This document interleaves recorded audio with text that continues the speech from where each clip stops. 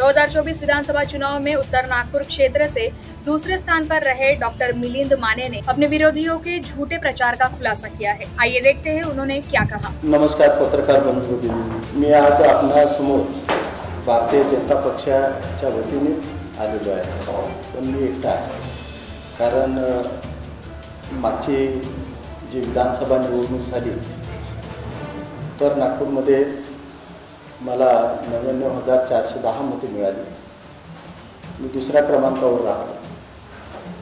जनतेने जो कौल दिलेला आहे तो मला मान्य आहे, परंतु या निवडणूक प्रचारादरम्यान माझ्यावर माझे निकटतम विरोधी जे निवडून आले त्यांनी अत्यंत खालच्या पातळीवर जाऊन व्यक्तिगत आरोप केलेले आहेत। काही खोटे नॅरेटिव्ह त्यांनी माझ्या या निवडणुकीमध्ये पसरविले। या नॅरेटिव्हच्या संदर्भामध्ये जर मी माझं एक्सप्लेनेशन दिलं नाही, खुलासे केले नाही, तर ते कायमस्वरूपी सेट होण्याची शक्यता आहे।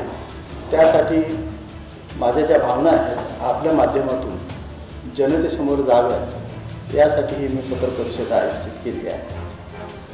सर्वात पहिला त्यांनी जो नॅरेटिव्ह माझ्याबद्दलचा माझ्या मतदारसंघामध्ये जो सेट केलेला आहे तो की डॉक्टर मिलिंद माने हे बौद्ध नसून मातंग समाजाचे आहेत।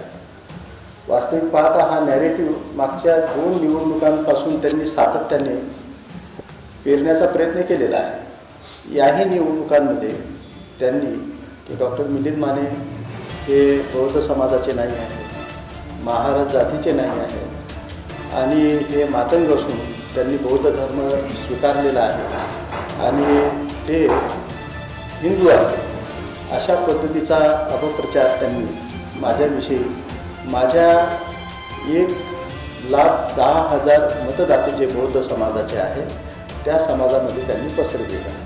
वास्तविक पाहता मी महार जातीचाच आहे। माझा धर्म जो आहे तो बौद्ध धर्म आहे। माझ्या आई वडिलांनी नागपूरच्या दीक्षाभूमीवर 14 ऑक्टोबर 1956 साली येऊन दीक्षा घेतली आहे आणि जेव्हा माझं शाळेत नाव टाकलं गेलं होतं तेव्हा शाळेच्या रजिस्टरवर त्यांनी जातीच्या कॉलममध्ये बौद्ध हे लिहिलेलं आहे। तर मला मात्र जेव्हा निवडणुका राजकीय जीवनात यावं लागलं तर जेव्हा कास्ट व्हॅलिडिटी कडे मी जेव्हा अर्ज केला तर मला महार जातीचं वैधता प्रमाणपत्र मिळालेलं आहे आणि कारण वडिलांची जात जी आहे ती महारच आणि आजोबांची सुद्धा जे आहे ती महारच असल्याकारणाने कास्ट व्हॅलिडिटीच्या कॉलममध्ये मला महार जातीचीच वैधता प्रमाणपत्र मिळालं। कारण बौद्ध हा धर्म आहे आणि ज्या 59 जाती आहेत त्यामध्ये बौद्ध ही जात कुठेही लिहिलेली नाही आहे, म्हणून मला महार जातीचा वैधतेचा दाखला मिळालेला आहे। तोच दाखला मी या सर्व निवडणुकांमध्ये मी दिलेला आहे।